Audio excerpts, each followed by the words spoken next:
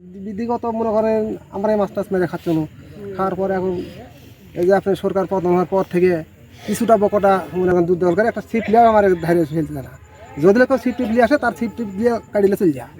মাছ মারতে দিচ্ছে না, মানে মনে করেন যে এখানে মনে করেন যে গরিব হোক আর ধনী হোক আর যে কোনো লোকই হোক, বুঝলেন, মাছ মেরে খা ওই শুরু থেকে না, আমার বাপ আমল থেকে আনি।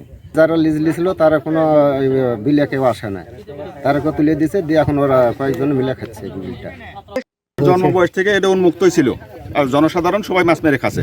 এখন কিছু গুটি কয়েক কিছু লোক বাধা দিয়ে মনে করেন এই সাইনবোর্ড লাগা দখল করে আছে, কাউকে নামতে দিচ্ছে না।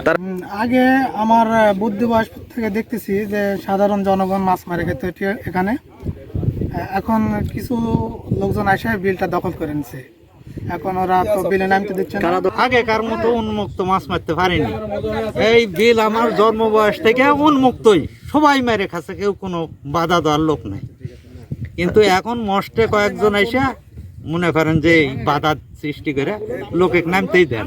মানে আমার বাপের আমল থেকে বাপেরাও মেরে গেছে, আমরাও খাই, অথচ এ বিগত দিনও খাই গেছি।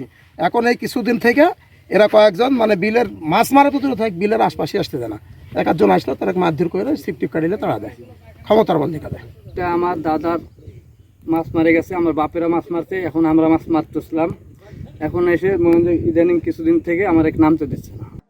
বিলটা কিসমত হুজা মৎস্যজীবী সমবায় সমিতির নামে লিজ দেওয়া আছে 3 বছরের জন্য।